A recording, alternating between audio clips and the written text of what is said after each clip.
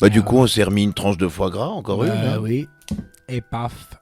Vous en aviez pris une belle quantité cette année, Ruby. C'est moi qui l'ai fait, en plus, je vous l'ai pas dit. C'est vous qui l'avez fait. Eh oui, j'achète mon foie gras cru dans le magasin où Jacques Chirac achetait son foie gras. C'est pas vrai. Et après, je le cuis. Je vous assure. Ah oui. Je vous ai même préparé un petit magret de canard, mais c'est pour juste après. C'est pour juste après. Mais il n'y a pas de la dinde aussi après? Ah bah si, mais ça c'est encore après. C'est pour le goûter. Oui, c'est pour le goûter. Oui, il est bon. Hein? Il est très bon. Il est bon. Il est bien. Il est bien, bien. Eh ben... du coup, on ne sait plus si vous avez eu le fil de l'émission ou pas. On l'avait dit en intro. Mais on ne sait plus du coup. On ne sait plus, donc pas... Ce sera des surprises. Ce sera des surprises. Se surprendre. Quantité de surprises pour l'auditeur de Radio Campus ce soir. J'arrête pas de bafouiller. Bah écoutez. J'arrête pas de bafouiller. Écoutez. On n'a plus l'habitude. Vous voulez un apéricube? Oh là non, j'en peux plus. Avec le foie gras, je n'en peux plus. Ah. Je n'en peux plus.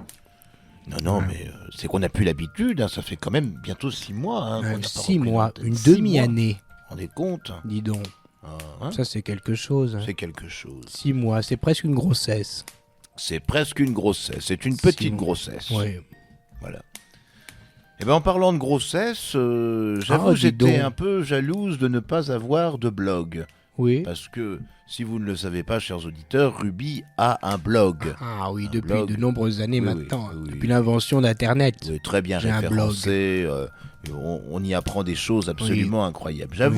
J'avoue avoir été un peu jalouse et ça fait partie de votre tempérament. Vous êtes une jalouse. Bah oui, Il y a les gens qui réussissent et les gens qui sont jaloux. Et bon, qu'est-ce que vous voulez? On ne choisit pas. Hein. Mais je fais partie de ceux qui réussissent et puis vous faites partie des jalouses. Oui, enfin, essayez de rester agréable. Hein, jalouse.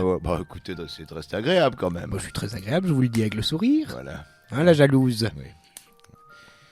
Donc du coup, toute jalouse que j'étais, que vous êtes. Oh là là, c'est pénible. Pas que vous étiez, que vous êtes. On ne va pas avancer à ce train-là, on ne va pas avancer. Hein. Eh bien, allons-y, écoutez, je vous écoute. Bon, écoute, t'as un blog, j'ai pas de blog. Voilà, c'est bon. Vous n'avez pas de blog.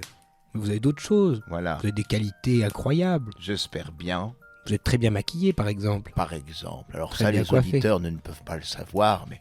Là, j'ai fait des efforts. En plus, j'ai mis une nouvelle robe. Elle est très belle. Qui m'a été offerte par Johnny. Une robe de bagnarde. Voilà, une petite robe d'écolière très un peu aguicheuse, mais en même temps, si on peut pas la mettre un jour de fête, à quoi elle sert? C'est une robe de réveillon. Une robe de réveillon, tout à fait. Une robe de gala. Une robe de gala.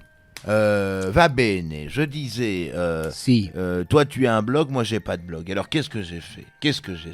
Vous avez fait d'autres études, vous avez fait d'autres choses, vous avez fait un métier, qu'est-ce que vous voulez que je vous dise? J'essaie de garder mon fil. Allez-y, prenez votre...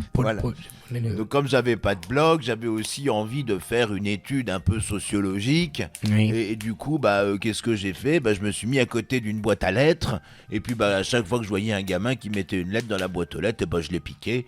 Et puis ça c'est pas très honnête. Vous êtes jalouse et malhonnête. Laissez-moi finir. Je vous connaissais pas tous ces défauts. Laissez-moi finir.